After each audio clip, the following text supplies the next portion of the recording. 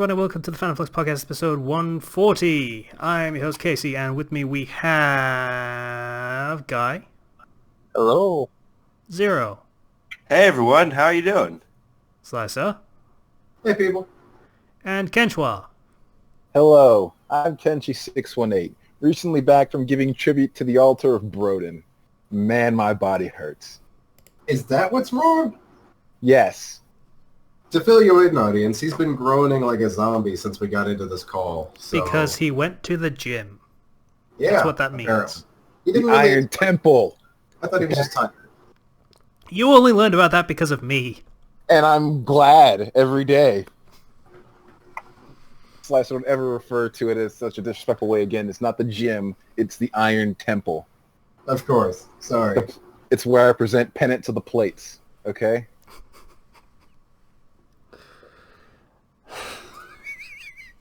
Where I practice the holy triceps of Swole, a.k.a. the Swoley Trinity. I just thought of a new name for Broly. We could call him Swoley. Well, he is God. He is very swole. Amazing games, how sweet No, stop it. Stop. Yeah, these references are going way over my head. They're not even references, they're just things. Yeah, I don't think. I was literally technically they're quoting my own references to story the there. story. But yeah. Yeah. Alright. I'm sorry. We were a bit low energy before we started, and I feel like this is helping, but not in a good way. So, as always, we're gonna start with what we're doing. So, what have we been doing, Guy? Guy, what have you been doing? You mean I'm going first? Yeah. That's a complete surprise. I was not prepared. I like know, this. right? It's such a surprise. Are you ready? Yeah. Because you're going to be going first forever. As we've established at the beginning of this episode, you're going first forever for the rest of all time. Is that what this episode is going to be called? Or do we have something more creative? We'll figure it out. Fair enough. Casey, Right. his rage will never cease. Forever. This is how I get my vengeance, audience, just to let you know. Vengeance for what? What have I ever done to you? I said, Well, everybody, energy, and you said, no, fair. Well, yeah, but that's just generally how I act. That wasn't against you specifically. You took it personally. It's the important Yeah, it's almost like I do that a lot. So, Guy, Yeah? what you been doing? Sorry? Sorry, I thought somebody else was going first. It's not my No. turn, is it? No, that's not how this works. Also, stop stalling. Okay, what have I been doing? EMC testing most of the week, actually, and I've realised that my job is pretty much could be done by a monkey. In fact, no, exactly, it could be done by a monkey. Can I have your job? That depends. Are you capable of putting copper tape around electronic components? Probably. Yeah. Apparently a monkey can do it, so I guess. That's pretty much all that I'm doing. We're meant to be EMC testing, so measuring the inductance, magnetic fields, and things like that. But pretty much it's me sitting there with some copper tape, wrapping it up. So this is a proper engineering firm, and their idea of passing regulations is just lots and lots of copper tape. Cover it in it until it eventually works. Which, it's getting me a bit annoyed, actually. Let's see. Other than that, it's my birthday next week, and I've got to think of something. My parents keep on bugging me for what I want for a birthday present, and I've got absolutely no idea, so they're now annoying me about it. How about a reel of copper tape? Don't Sounds start. like you're using a lot of it. It's good to stock up. Be quiet. This is why nobody likes you. Honestly. Oh. That's mean.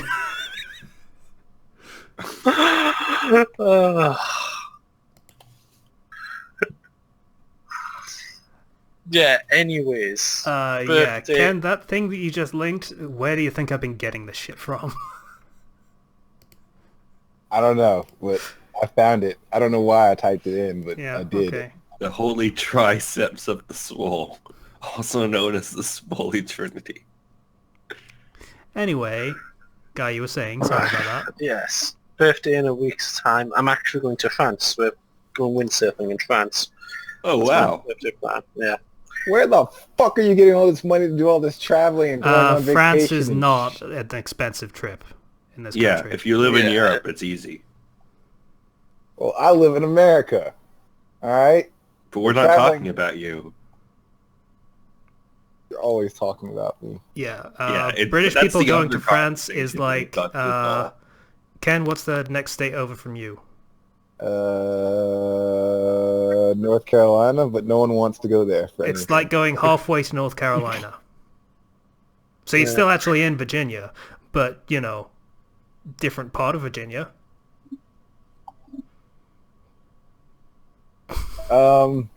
No?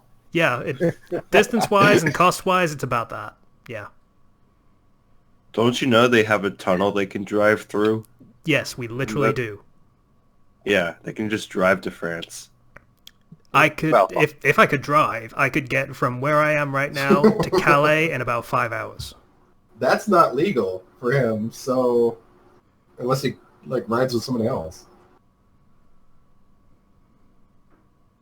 Anyway, so windsurfing in France. Yep. That's pretty... Well, my parents own a house in France, so I'm just going to go live there. Okay, that's a little bit more on the rich side. Ooh, well, la-dee, Uncle Tom da. I'm Guy. My parents have a house in France. Sipping tea and owning... But to be fair, they're selling their own house to buy that one. So, yeah, it's not that...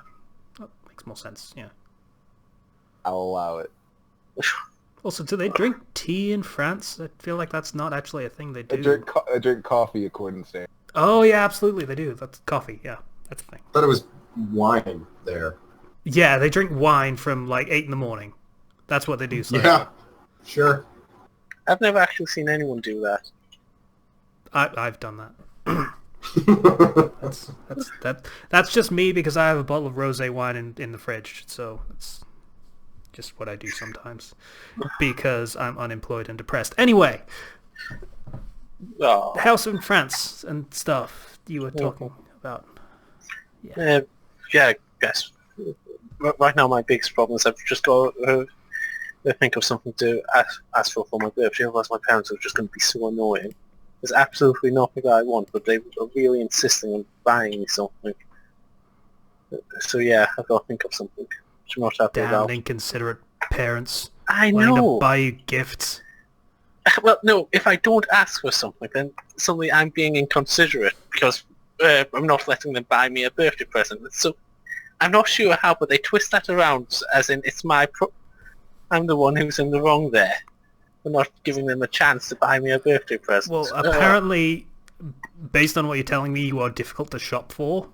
I am. I'm very difficult. So you need to give them some hint, or they're just going to get you something shit No. that you're not going to like, and everyone's going to hate everyone. But there's absolutely nothing that I want. That's the problem. Well, nothing I want that they can buy me. You know what's great though? Money. Money is the freedom to buy whatever they want. Money or a voucher. Like That doesn't for, really work. say, Amazon or fucking iTunes. I don't know whether you use either. Come iTunes or not. on. Vouchers and gift cards are lame. Just give me the money. It's the same thing. And I'll Yeah. appreciate it more. And money Yeah. is the complete freedom. Why does Kenshi get the money? He's like, give me the... He I don't doesn't, think he but meant he it likes that to think way, he does. I... Yeah. Yeah, I mean, cash is technically a present, but most people don't think of it as one and think of it as a cop-out. So a voucher Yeah. is another step closer to being an actual present, is the I idea. would say vouchers is worse than money, isn't it? It's worse practically speaking, but as far as gift giving is concerned, it's more palatable for the person giving it. Right, well, yeah. So does anyone here have any ideas what I can do ask for my birthday? Anything at all, just to get them off my back. The complete works of Shakespeare. Any sensible ideas? Well, it's clearly because everything we said related to lifting went completely over your head. a beginner's weight set for your little shrimpy arms. He is an engineer. I don't think he's that shrimpy, right? Probably? Kinda. Oh. At least you're honest about it. Yeah. Yeah. Fair enough. I'm the type of engineer that sits on a computer all day most of the time. Yeah, get some of that definition in the body parts. Yeah, that just wouldn't work. I don't have good flexibility. Oh, I know. Ask for that shitty book that the Engulfing Silence wrote. What book did he engulf? Who's the Engulfing Science? Wow, why are you dumping us? What? Was it actually a shitty book or like what? It's called An American Kitsune. Ah, yes, I remember you mentioned right. that. Yeah. Right. Dude, Now that's not nice. it's not nice, but come on, do we really even have to say anything more than the title? Hey, for all you know, that book could be a work of art. It's a damn shame when Technically, I have to any be- work of fiction is a work of art. It doesn't mean it's a good one. It's a damn shame when I have to be the nice one. Okay, be the nice one. Tell us how good it is. Huh? What? He This isn't pretending my not to hear time. me. This isn't my time to go. It's Guy's time, You do realize I'm going to remember that, right? and I'm just going to ignore it the next time. Small little thing appears in the corner of the screen. Casey will remember that. Yeah. Batman's out. Anyway, anything else, Guy? Wait set. That's Yeah, I our think that idea pretty for a much gift. covers it. All the yeah. complete works of Shakespeare, you uncultured cretin. Why would I want the complete works of Shakespeare? Why would anybody ever want the complete works of Shakespeare? Fuck you too! I like Shakespeare. Sue me. Oh, God, no wonder. Or you could just buy like a 8th grade English literature book. You can get it that way. Philistines. Alas, poor Yorick. Or just Google I it knew him and well, you'll get it originally. anyway. Yeah. You're So, doing yeah. okay, Casey. I like Shakespeare too. Thank you. It's genuine thank you. I appreciate it. Just someone else. I'm pretty sure he's the only one. Anyway. So yeah, those are our gift ideas for you. Anything else to say for the week? Yeah. Now, can I stop now, or do you want to torture me a little bit more? Is that all of your week? I guess so. Then yeah, you're EMC done. test. What? What sound was that? Honestly. That was me mocking you. Kenshua. said So, tell us all about this shitty book. You see, we've gone over this before in previous episode. So I don't need to retread old things that I've said already. Yeah. That's my answer to that. Yeah, see, I'm not sure you actually said anything last time I asked either. I did! I don't remember. it. I gave a straightforward review last time because Oh. I am a man of moral and principle. Okay, fair enough. However, I'm pretty sure I was kind of mean last time. And I don't like being mean like that. Okay. I'm mean ironically, not intentionally. But that being said, my week. Okay. I had to work all this week, so 9 straight days. This is my first day off. I'm super tired, as you already know from previous conversations. Let's see, what have I done this week that wasn't working or sleeping related? Damn it. I can't think of anything. I haven't done anything cool. I'll just say that. I haven't really done anything at all, honestly. I'm sorry. Oh. You released a chapter. Oh, that's right. I did do that. Yeah, I released a chapter of Great Clan Days. That was a thing that happened. So yeah, Yeah. that was the most I did this week. That's still not a lot. Now I'm sad. You see, Guy actually had a more full, bountiful week with stuff to talk about. I don't know, did I? I wouldn't say bountiful, but he did do more Yeah. stuff than Kenshi. The only things I mentioned was boring work stuff and can't think of a birthday present. Yeah, but at least you had something we could make fun of. Yeah. I'm It was a sure I can think of conversation something starter. to make fun about you, Kenshi. I am sure I can make fun of you if you really want me to. You can make fun of me doing nothing this week. You can? Go for it. There's plenty to make fun about you. You're a wrestler. Yeah? He has a point.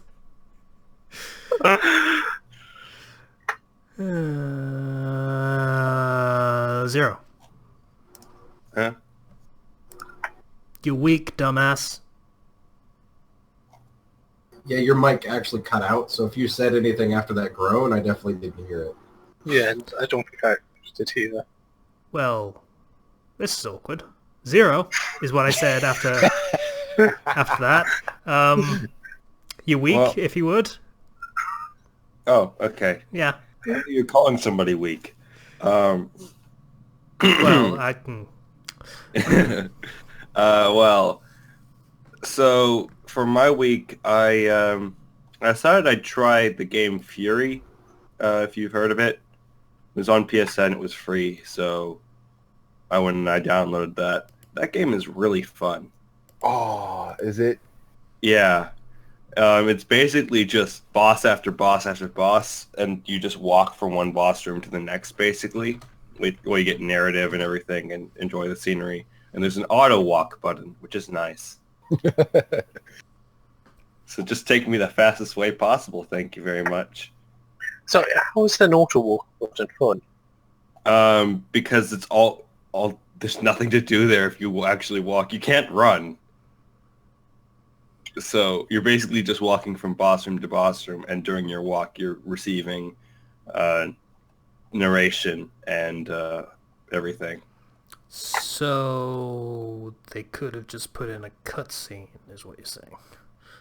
Well, no, it's an experience that I think is worth it. So, the game is about you walking. Well, you go from boss to boss to boss, essentially. It's not like a super long period of walking or anything. But it's just, this is the narration, this is the backstory on this boss you're going to be going up against. Now go fight them. Okay. Zero? Yeah? It sounds like you're trying to say this game is kind of like Shadow of the Colossus. But it isn't. Shadow of the Colossus does not sell well by people saying you fight a boss and then you go to the next boss by walking there.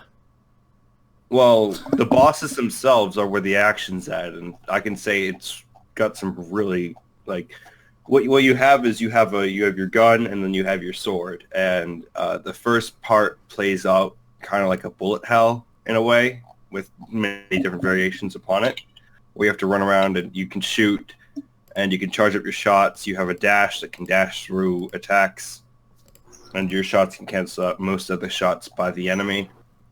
So you have to go and you have to shoot them and bring their first life bar down, and then you go into a close combat form, and likewise they switch it up. So sometimes you'll get shot at while you're in close combat. Sometimes they'll attack you while you're in range, and you have a counter button. And if you do a perfect counter, you can get an extra bonus attack on them. And even if you just do a normal counter and it does well, you restore health. Really good. Like, I like the systems that they have there. The game flows really smoothly, and the soundtrack's pretty nice too. So I like it. I honestly think that if you were to add, like, for the sake of the story, like, if you were to add, like, little henchmen you had to fight in between, I feel like that would take away from it. So I'm glad it's organized the way it is. In addition, I was playing that game. I was just also playing the games I've been playing. My uncle came over, and because the situation with my uncle was he and my aunt had a divorce, and so they were having joint custody of my cousin. And, my uncle wanted me to my uncle, while he was staying, wanted me to, take some texts off his phone. And they were going to go to court because my aunt had filed a restraining order wrongly against him. Like, she went to the restraining order office and basically checked every single box of why you would want a restraining order from this person. Because she's nuts. Like, he beats me, he beats my child, all this other stuff, right? So, my uncle's like, this is unfair, I'm a good father, and, he is. So he got a lawyer, and so how would you say is the worst way to go into court? Drunk? Yeah. Drunk, undressed, generally disorderly. Late. Late, yeah. On the back of a lion. I feel like that'd be the best way. Yeah, that might score you some points with the jury, just on awesome factor, to be honest with you. Well, I suppose it wouldn't be jury for a civil case.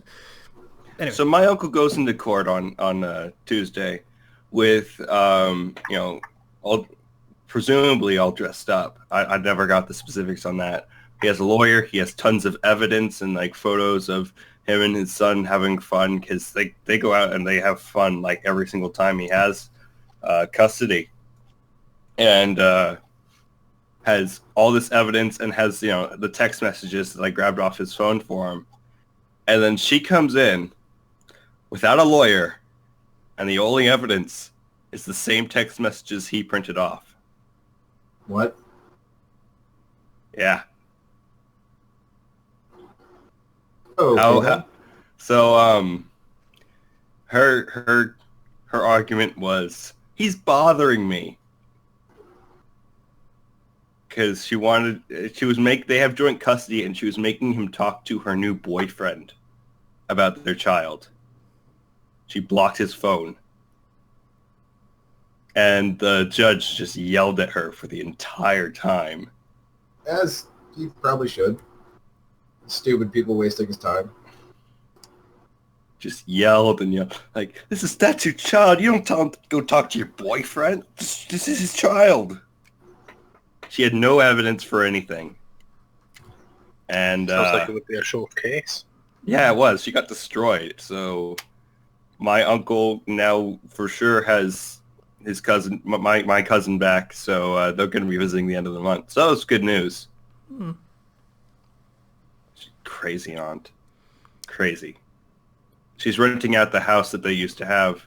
They used to share. It's hers now. She's renting it out to homeless people. Wow. That sounds like a solid business plan. There. She rented out their lawn so somebody could sleep in their car on their lawn. I'm not sure that's entirely legal, but it's not actually a bad idea if it is. As well as their couch and everything. They had like 6 strangers living there. Homeless strangers. That's a great environment to raise a child. Oh, yeah. Yeah. Builds character and a fear of strangers. Hey, most homeless people are really nice. Not true. Yeah. I'm biased, honestly. I don't know if I ever actually mentioned this, but I got to know most of the homeless guys by name when I worked at Dollar General because I'd see them come in and buy booze. So, like, I know they're not buying good things with the money they're getting. Actually, yeah, you're absolutely... I can't really judge because the only interaction I really have with them is when they're asking for money, and naturally when they're asking for money, they're entirely polite. So, of course, I did also mention the story of the homeless person that had an iPhone, so I also might be a little bit biased. It's like you compare that to my uncle who took my cousin out to like an amusement park like 3 times in the last month. And like they always go out to eat or go out and go to the movies or go out and do something, whereas he just sits at home surrounded by strangers when he's with a crazy aunt.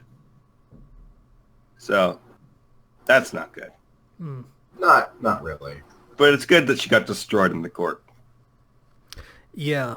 Also, your uncle should probably consider himself lucky that he actually, won that at all.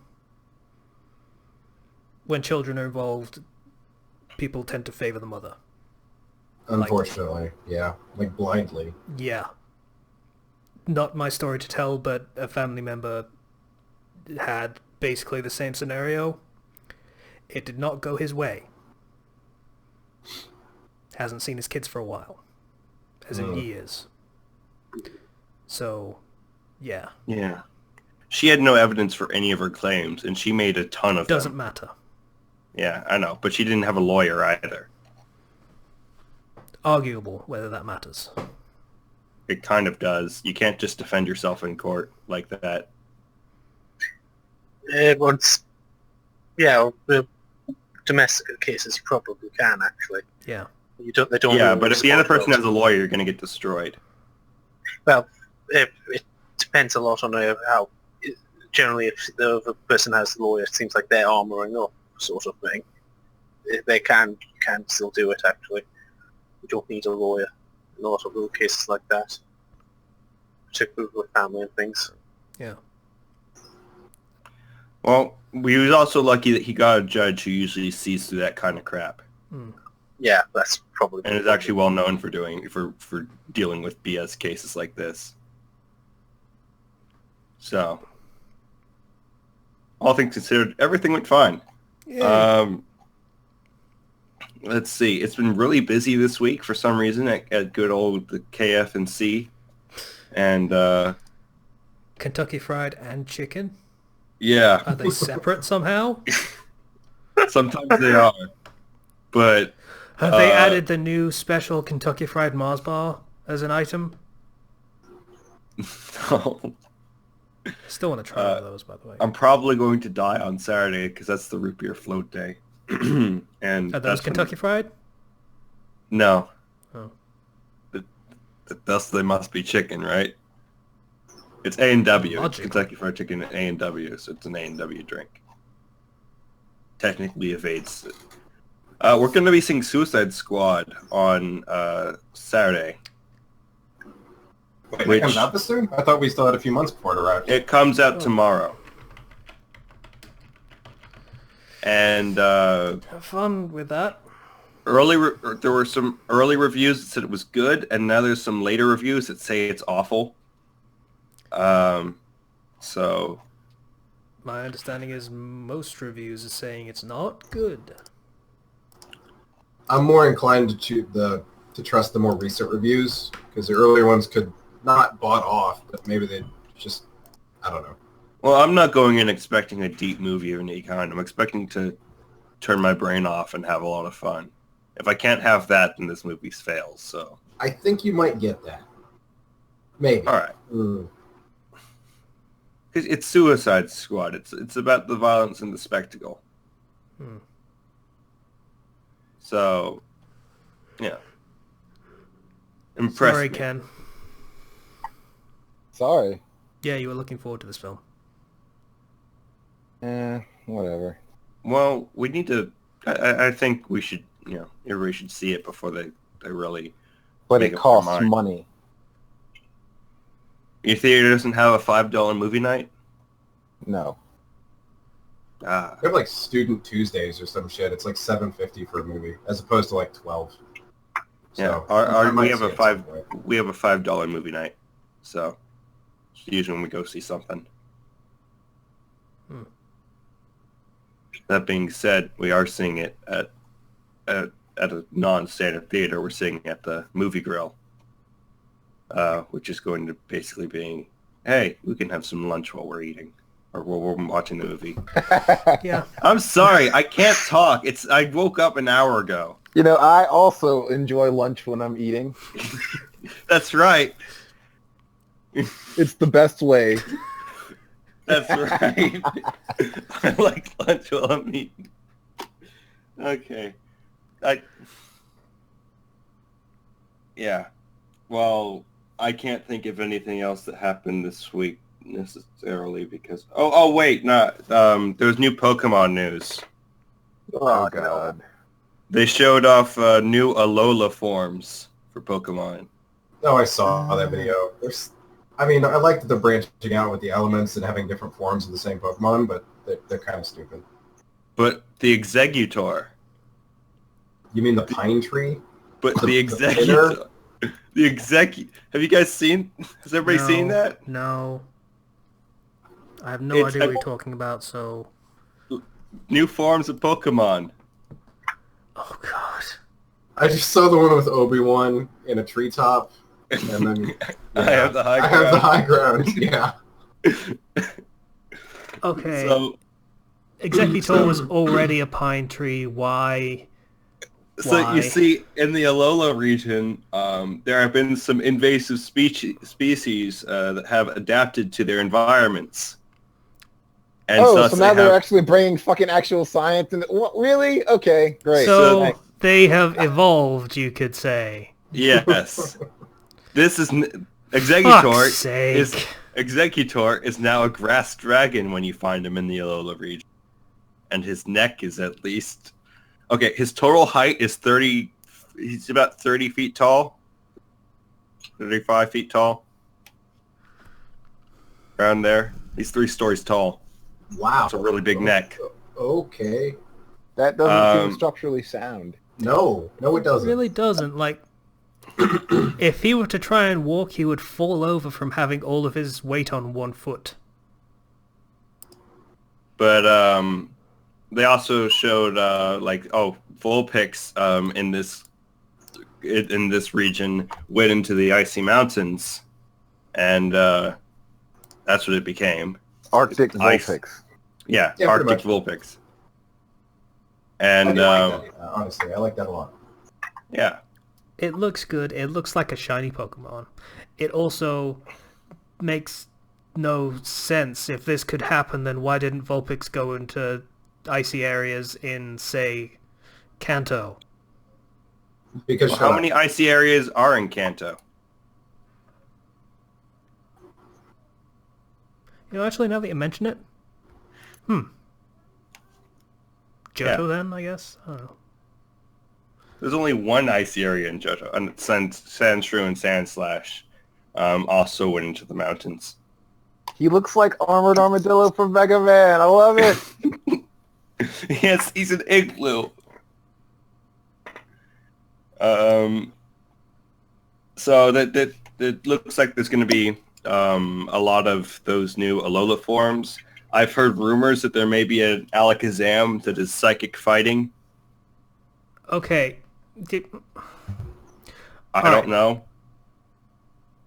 It's cute that they're trying to do this new form of another Pokemon thing. The names are going to get really fucking confusing really quick. Yeah, they are. Yeah. Vulpix as an ice type. Vul as in Vulcan, like fire, like god of fire. Sandshrew isn't a ground type anymore. Yeah, he's steel. And what? That doesn't mean anything. Iron Sand? That's not a thing. That's not a thing. You're talking about iron filings. Yeah. I can't try to defend this, but I can say that they look cool. That's all anybody's asking you to do. Yeah. Unfortunately, they announced a few sense other... was too much to ask, apparently. They announced a few other Pokemon, one of them being... they had like four dancing type Pokemon that all have a different like dance style, and they have an ability that allows them to copy any type of dance move you do, like Swords Dance, Dragon Dance, Quiver Dance. They automatically use it. How common are those moves, though, really? In competitive, very common, because you want to use Swords Dance to get your attack stat up. Yep. Fair enough. I mean, in the fucking the Let's Play we did of the Super Black and White 2 with the Shell Smash strats and stuff like that, yeah, that it comes up at high level play. And fucking Shell Smash. Yeah, they announced there was one of the other Pokemon had a de-evolution called Mudbray, which is a cute little pony donkey thing, and Minwar, which is a rock flying type, and it's kind of like just a floating rock that has the ability to shields down. So when it has more than half HP, it has some brutal defense. It's a floating rock. Yes. It's a floating. Oh, you want me to link it to you? Oh, please. It has. I can't even spell it. It's such a weird.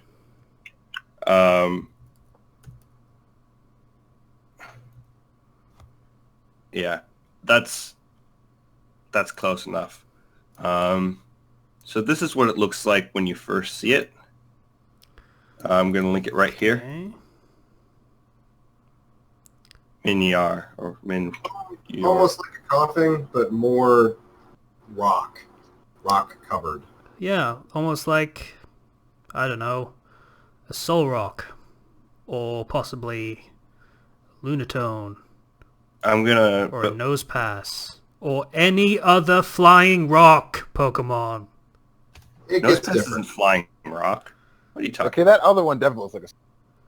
But this has a core, so once you take it down to half HP, its shields go down and its incredible defense crumbles away and you get the cute little core. That can be different colors.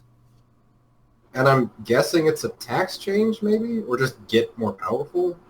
Its offensive stats increase and its defensive goes down. Is anyone else starting to think that Pokemon's getting a little bit too overly complicated? I thought that back when like Gen 4 happened. I just don't care anymore. If you think that's complicated, they added in a new thing called Z moves. Oh, fucking Christ. What? You know how you usually have 4 move slots? Well, now you have a 5th, and that's for your special move that you can only use once per battle called a Z move. There's a Z move for every type. Is it Go Super Saiyan? Or is it plot relevant power? No, Go Super Saiyan is Mega Evolution. That was last You've got the You're electric behind the Z times, move. Slicer. You've got the electric Z move, Gigavolt Havoc. Or the fire type Z move, Inferno Overdrive. And Why don't they it's just call it super- Ragnarok? Okay. Or the grass type, Bloom Doom. Yeah, Really? Pokemon really just doesn't interest me. I Shut Zero. down whenever it's mentioned. Zero. Yeah? I think it's officially happened. I What? don't care about new Pokemon anymore. I just don't. You cared to begin with? I still like Pokemon. I'm still waiting for the hacked version of Omega Ruby and Alpha Sapphire and whatever they're called. The Gen 3 remakes on 3DS. Yeah. I'm waiting for the hacked versions of those because those are coming out. Yeah, But I couldn't care. I stopped caring after this- Generation 3.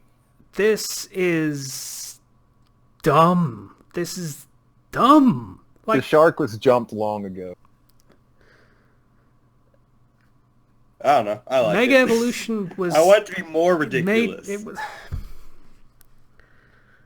Mega Evolution felt silly. It was taking the bonds of friendship crap to stupid extremes. Now, none of the stuff that they're adding actually makes sense anymore. A Z move is a move that you can. It's one for every type. You can use it once per battle. It's The super break powerful. limit. It's the And you know overdrive. what? You know what also is really cool about the Z move? What? They're The selling the name. accessory known as a Z ring that you can put around your wrist that glows and make noises when you do your Z move in the game. Oh god. I really don't care about Pokemon. We know, guy. We know. So how's that for fun? Is that what we're calling this now? Fun? The game might actually be fun. I'm not gonna... I mean, this just seems silly, but it seems like every Pokemon announcement is silly. So, I mean, you know. The game seems to be breaking a lot of the conventions in terms of how it's organized and story and whatnot. They put up a new trailer, so I recommend you guys look at it if you're interested at all, which I'm pretty sure none of you are at this point. Good Nope. I already saw the trailer, but- so I'm fine. Yeah. I actually like Pokemon still, and I'm actually more excited for it than I was before. I want it to be more and more ridiculous. I just make it into an anime at this point in the game. Just Let me have shonen power and punch the other person's Pokemon. That's all I want. I was into it until 10 minutes ago. I hope you're happy, Zero. You have personally killed my interest in the franchise. But what? By telling you news that they put out officially? Yes. Yes. No one wants to know that. Wow, way to judge a game based on its gimmicks. It's all gimmick. If that's not how you judge a game, how do you? I mean, that's... I'm just joking. Yeah, it's they're doing a lot. I'm still gonna play it, see how it is. I welcome ridiculousness in my games. There's nothing here that's made me say I don't want it. Rather, I want to have that big, humongous necked Exeggutor.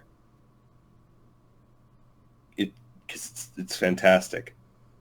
The one that's roughly 8 times taller than you are? It's majestic.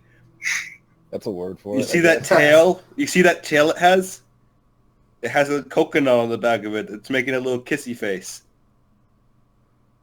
Incidentally, it still evolves from eggs, as far as I'm aware.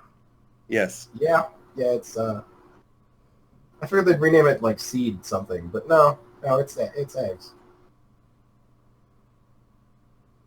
Yeah. Execute to Exeggutor. Anyway, anything else, Zero? That else, was Zero? my week. Okay. Slicer? So last week I wasn't on the podcast because I had a anime convention to go to. The bad news is I woke up last Thursday morning with a sore throat. I didn't even get con flu after the con. I got it before it. Fucking sucked. So there's a name for getting sick at these conventions. That's gross. Yeah, no, it's a con flu. It's from being around so many people who don't practice basic hygiene. Sucks. Ew. Yeah. There are a few specific names for certain ones depending on the convention, like Pax Pox and things like that. But yeah, Conflu is the generic term. So I helped set up on Thursday, and as usual, me and my brother did 90% of the work, despite being like 10 or 12 volunteers for for 4 rooms, technically, for the recharge room, is what it's called. And my brother works there, so he's an official volunteer. I just help out. The con itself was pretty great, at least for the one day I got to go. There weren't many panels I wanted to go to on that day, but one of them was an Ask Ruby panel. And I think spoilers for the series, skip ahead like 30 seconds to avoid them. One of the cast members was literally a mason jar full of ash with the word Pyrrha written on it. Oh. Yeah. That's mean. Yeah, it's pretty bad, yeah. That was actually their opening bit, was her showing that off, and then John going to the door, and they had a Pyrrha cosplayer, and they hugged. It was great. It was super sweet. Aww. Also, she had like an X-shaped bandage over her chest. Like, it's pretty great. Where she got shot. Yeah. Yeah, And disintegrated. Yeah, she got better. It never happened. Nothing happened. She really didn't get better. I'm still. I think she's gonna come back. Honestly, some Deus Ex Machina crap to bring her back. The last line makes me think that too. Her last line, rather. Yep. So that panel was amazing. I think actually the best part of that panel was the John and the Pyrrha cosplayers were obviously dating, and so afterward, when people were asking for shipping pictures, they got super gay about it. And then the Blake and Yang cosplayers got into a big stop being gay argument with them. And then they started hugging and getting gay. And it was the greatest thing ever. Everybody just gaying it up. Yep. Well, that's nice. I managed to get, because I'm a huge nerd, I got Oathkeeper and the 2 Keyblades Roxas uses. I got those ones in foam form. They're very good foam. I have one of his in wooden. Oblivion and Oathkeeper, that's it. Those 2. I think I have Oblivion. The black one? Yeah. Yep. It's hanging on my wall right now. I'm still just debating how I'm gonna hang them on my wall, but yes, I'm gonna do that. I had mine in like the corner of my room, and I had like one nail going through like the key part of the keyblade, like the very end. So it's like being supported. Like Did it you has have a perfect concerns that space it was for gonna fall on you? Well, no, it's in the corner of my room, away from my bed. Wait, no, that was your master sword, wasn't it? That you had hanging above your bed? Well, I was considering it, but then we didn't. Oh, okay. That's Now it's good. hanging facing my bed because, it's not good to put that above your bed when it doesn't have a sheath. No, generally not. I'm just going to say Kingdom Hearts has done something impressive by making a bunch of nerds buy giant keys and thinking how cool they are. I know. The idea of hitting somebody with a key just captivates me. Because it's amazing. The more ridiculous the concept is, the more I love it. No kidding. I mean, that's the best way to live your life. Gaudy and, nerdy. Really, these pictures beg to differ. Pokemon pictures. Oh, okay, yeah. Well, you know what? Did you post new pictures I didn't see? Or? I can just laugh about these pictures. I don't get upset at all.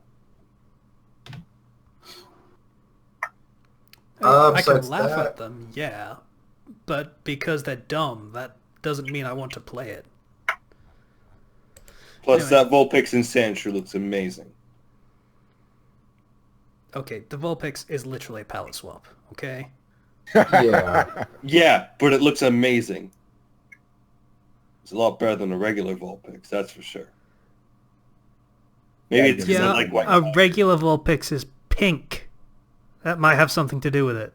No, it's orange. It's like brownish and reddish, not pink. Your memory's Whereas failing you. this one is white, which is obviously the best color to have for hair or fur. Or You should be more behind this God, you're concept than you racist. are, Mr. Albinism. blow me. Sicey, you were saying? Yeah, the last thing of note I did at the con was me and my brother's best friend of 8 years, Travis, were wandering around the dealer's room waiting for the leather guy, quote unquote, to open up. He had like masks and collars and stuff like that. Not bondage, not bondage. Well, some bondage stuff, but mostly just yeah. The thing is, we both have girlfriends that are submissive, so we were looking at the collars and the bracelets and stuff, and it was yeah. It's we were the only two in the stall, and we were just like commenting on the leather stuff, and we both realized probably at the same time how gay that looks, and then laughed about it, and then I tried on a collar. Yeah. Okay. Couldn't find anything good, but it was fun. A lot of fun. Yeah. And that was pretty much my entire con experience. Honestly, I walked around with some people, took a lot of pictures. Well, a lot of pictures for one day, for the first day of the con. I'll upload those at some point somewhere. Hopefully, anyway.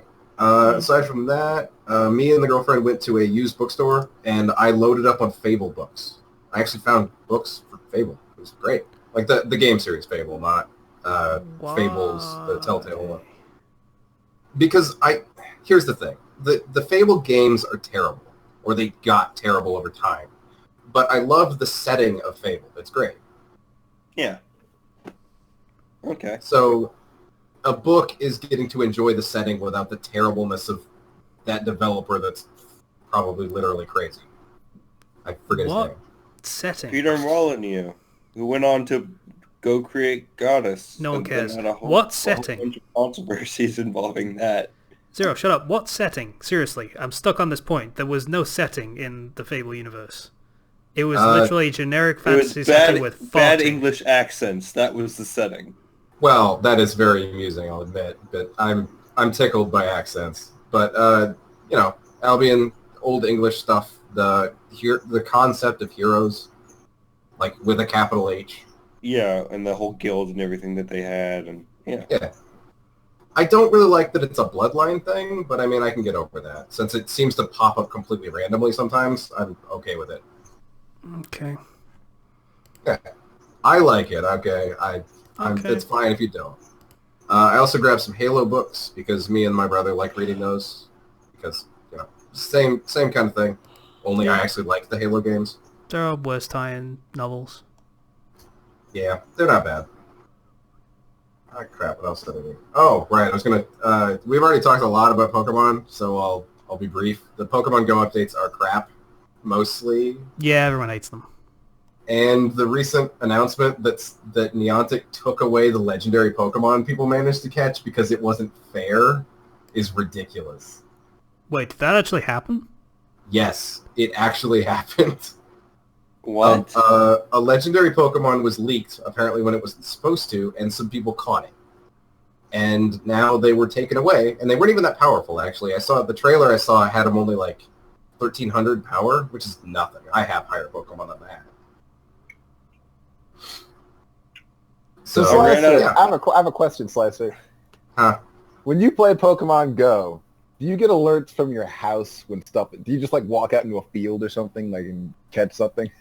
If I play at home, my nearby Pokemon list is completely empty.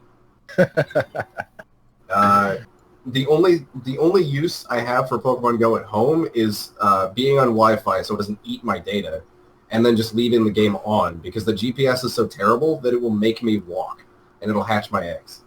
That's what I was commenting on earlier, by the way. You see, I was playing Pokemon Go, then I ran out of Pokeballs, and then I stopped playing.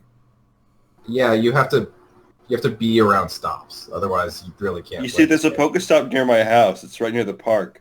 I don't want to walk over there and get more Pokeballs.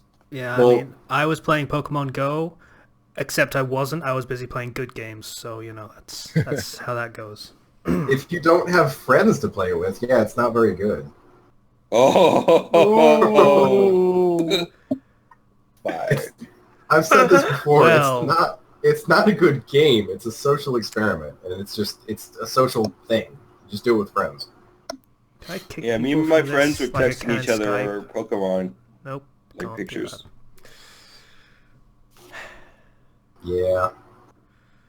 That's essentially my week. Honestly, it's been kind of a slow one. I've been sick for most of it. I'm getting better now. This is actually the first time in a number of years I've gotten over an illness without prescription drugs. So that's pretty great.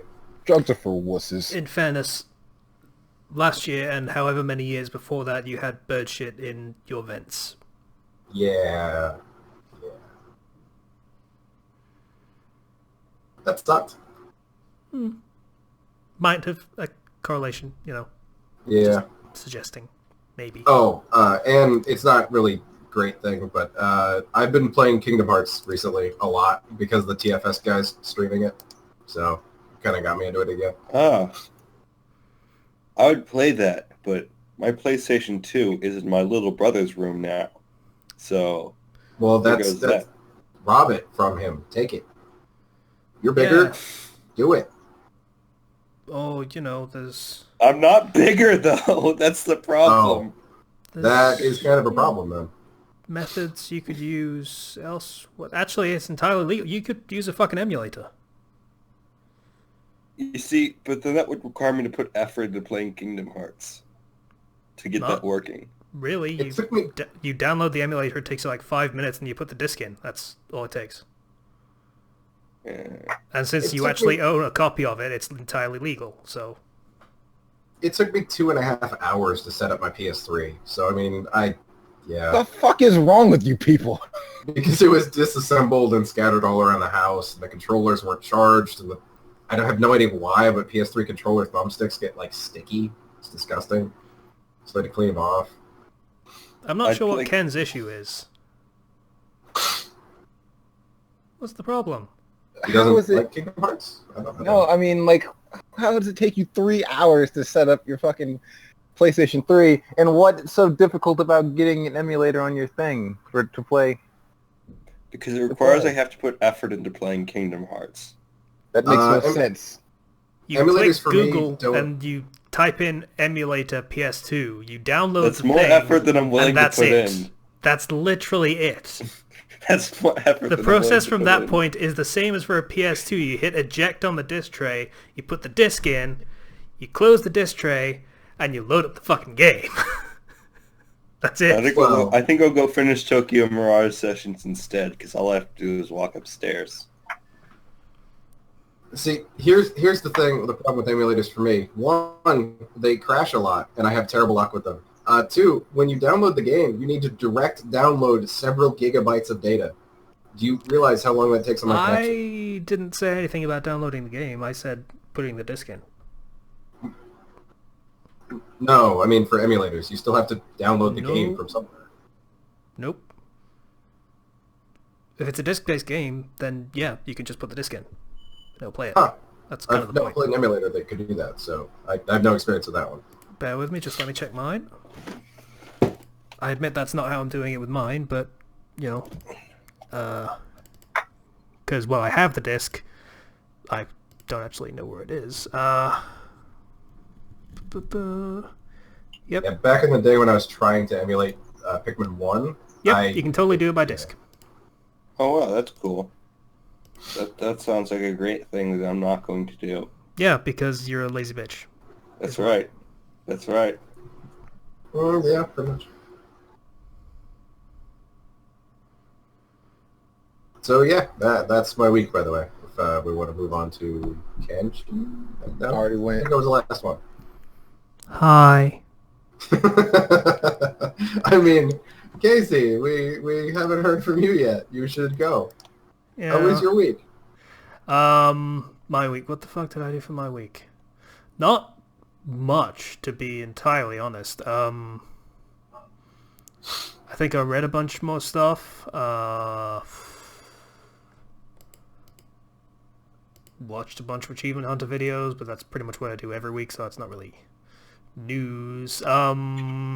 So I found a thing that people have probably already heard of. At least I bet Zero has, because he's super nerd like that. Has anyone ever heard of the band, well, I say band, Big Bad Bosses? I have not. That sounds like a really cool name. Okay, so this one's entirely new on everyone. I am genuinely surprised by this. But, yeah, you remember Starbomb? Yes. Oh yeah. That kind of thing. It's video game parody music with four of the biggest villains in gaming coming together to form a boy band supergroup. I swear, if Bowser's not there, He's there, good. as is Robotnik, and Sephiroth, and Ganondorf. Yes. All right. That's exactly who I wanted. Ganondorf's the tough one. Bowser's the emotional one. Sephiroth's the leader. Yeah, Sephiroth's pretty much the cool one.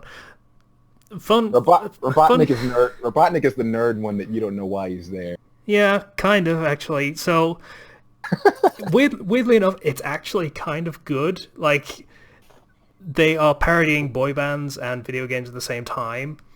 And in that sense, the lyrics are really dumb and basic. Like, rhyming bad and sad and stuff like that. But It's a video game boy band of all the big the bad music, bosses. the music is surprisingly good most of the time. And all of them are not only parodying boy bands in general and video games, but also they seem to be aping certain current pop personalities. Okay, I want you to try and pair the character with who you think they're emulating, without having heard it. Just try and guess. I don't even know. I don't even listen to music from now. Really? Yeah, I have no context for modern pop, so I... Like when you say modern, how recent? Because that's important to the context of this entire question you're asking me. Okay, last 10 years or so. God, I don't even know. Okay. okay, for the sake of people that don't actually know anything about modern music whatsoever, which is surprising that I know more than you do. Well, who cares about boy bands?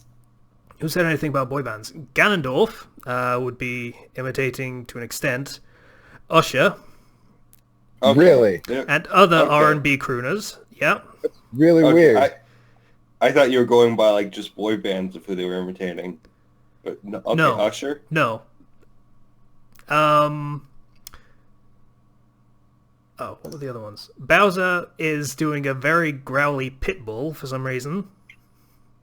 Who? Alright. That's a good matchup Really right weird. I don't know why you think it's a good matchup, but okay, I'll take your word for it. But yeah, there. he Well, is... yeah, it works in my mind. Okay. Then you have Robotnik is Sean Paul. How the fuck would we have Okay. ever guessed any of these people at all? I have no idea. Yeah. Yeah. I'm guessing he asked just to watch us fail. What about Basically. Sephiroth? Sephiroth, I think, is supposed to be your regular pop star idol, Justin Timberlake kind of guy. I think. The sexy one, basically. Basically, yeah. So, like I say, the music is surprisingly good for how, basic as far as the parody goes. It's surprisingly good. Like, I've been listening to it pretty much non-stop for the past day.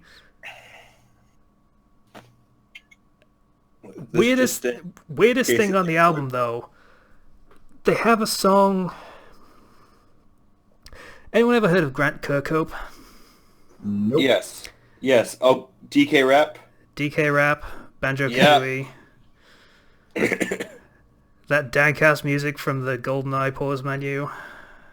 Yeah. Okay, that one I know. Kirkhope, the guy who's also His doing work words, on ukulele. by the way, his words on his own song, where he talks about fuck all these guys and their boy bands making millions and driving fly cars and getting all the bitches. Again, his words, fuck them all, I'm Grant Kirkhope. That's literally the song, and it is the worst thing I've ever heard. Which is funny. I'm never going to listen to it again, but it's funny. So, So, yeah, that's the music that I've been listening to for the past day. And it's kind of running through my head currently, and it won't stop. In true boy band fashion. So, that's... Yeah. I'm still stuck on dank ass song from the GoldenEye. Yeah, there's a I would song never have thought to that they describe it. sing dedicated to the princess and how smart and ambitious and cool she is and that they want to worship her. There's a song about Ganondorf wanting to capture someone and make sweet love to them. It's not about Zelda. Wait, you just said Bowser, so... Oh, yeah. Yeah. Ganondorf is... Oh, okay. Yeah. Yeah. Pretty sure I said Ganondorf. Oh. I'm pretty not sure it's Zelda. Gandor. And it's not about Zelda. Oh. Well, there's only 3 Triforce holders. There's plenty of girls in the kingdom. What are you talking about? Like Malon. Yeah. I don't know.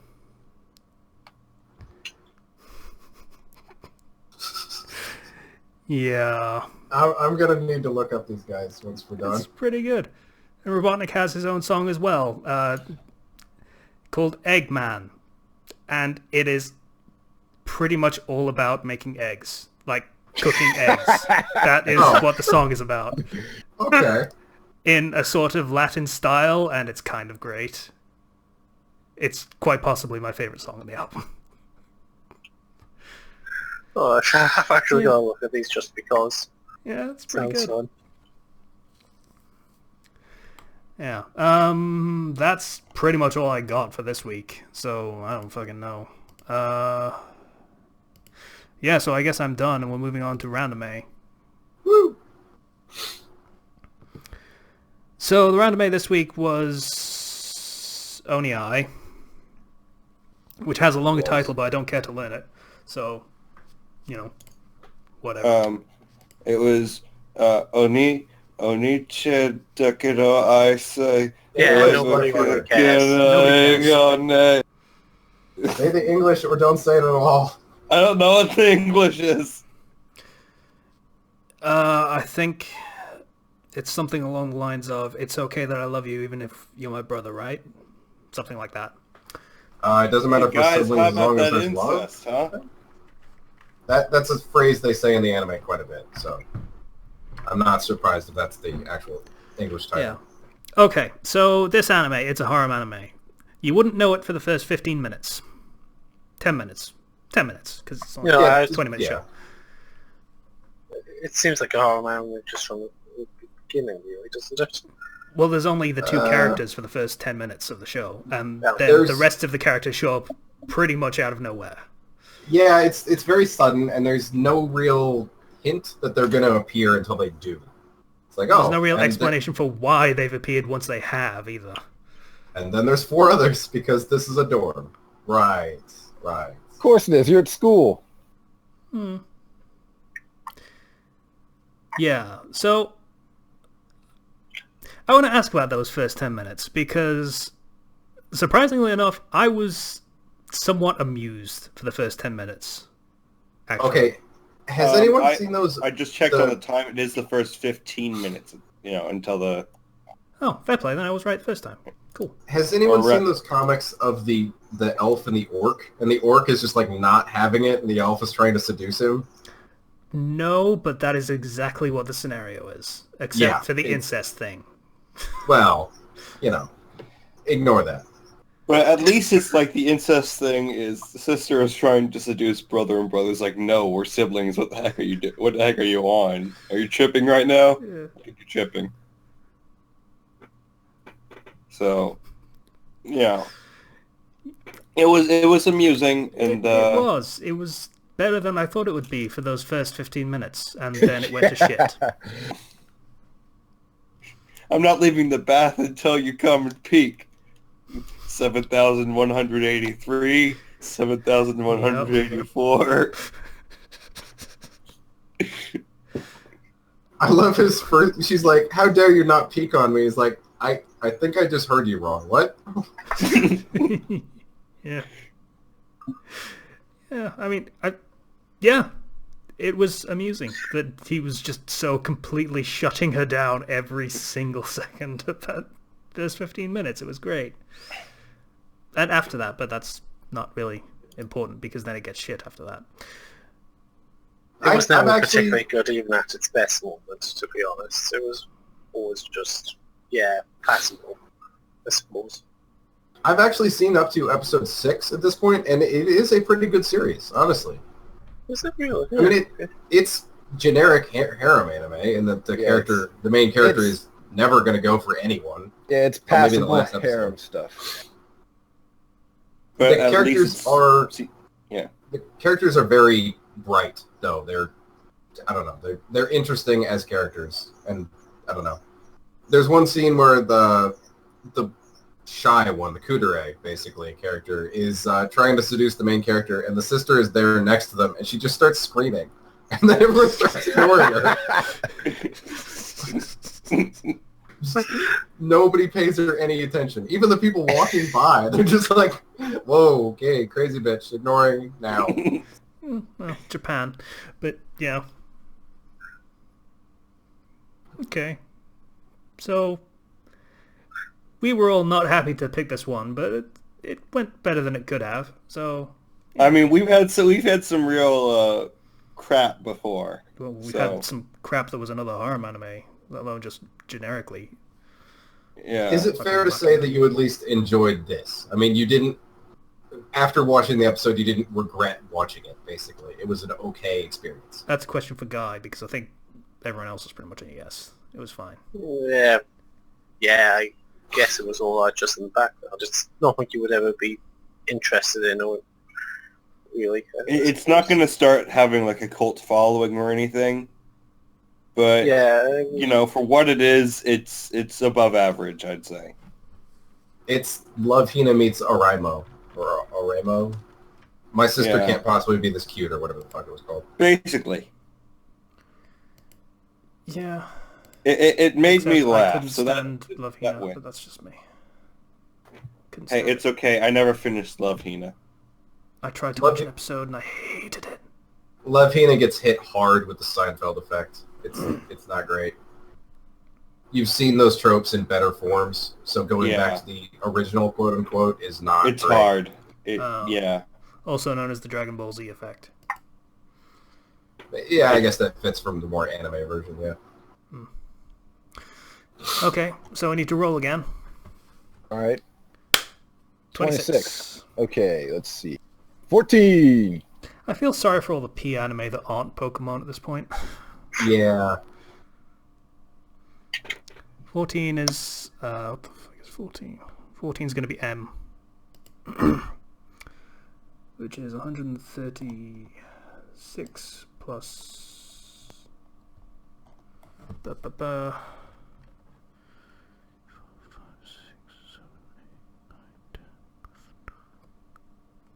Vamp, motherfuckers.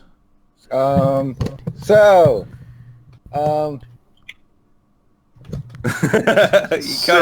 just drew a blank. One great thing about owning I is that those are some thirsty women. Like, they want that dick.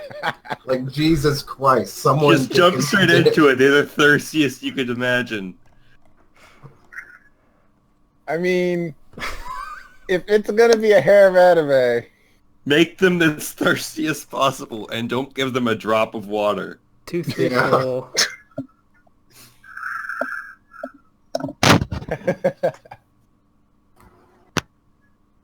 I just love how Slicer just... Ken. 2, 3, Yes? 4. Oh, 2, 3, 4? Mm. Wow, that's a lot. Mm-hmm. 2, 3, 4. We get 169. Count, motherfucker. 169. Okay, bear with me. What was that you were saying, by the way? I love how I what? I just went straight to thirsty, like Well- as your term of choice. How else would you describe that? 7. They are playing Star Wall. They want the dick. 5, 47, 49, I mean, and I appreciate that. 55, 57, 59, 61, 63, 65, 67. Okay, Mission E. Oh, shit. What have we got? So, I'm just gonna copy and paste this shit in the fucking chat for you.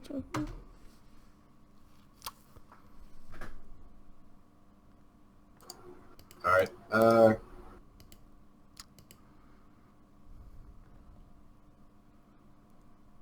Do. What am I getting into? Yeah.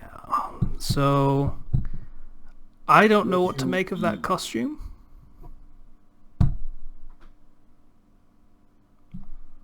I mean, that's an outfit. I mean, that's not her boobs. It just looks like... Oh, It's skin colored.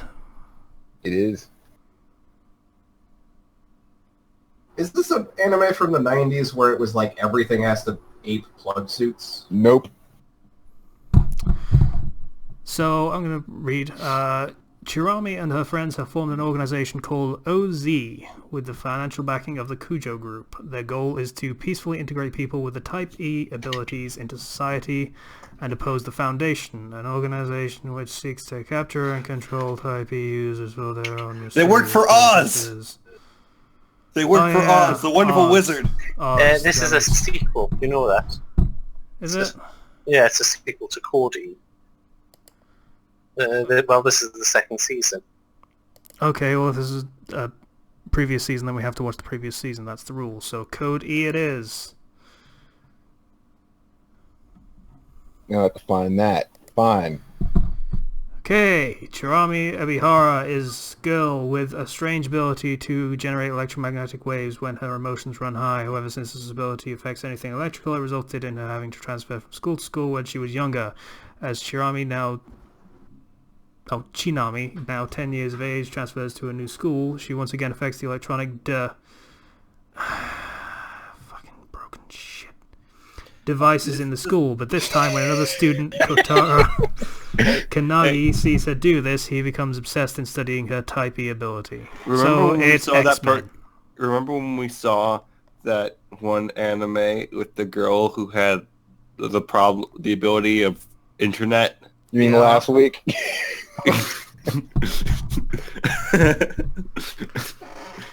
So how's that? And then she destroyed all the electronic devices in the school. Yeah. Do you think she's actually a goddess? Oh my god, she actually looks kind of similar.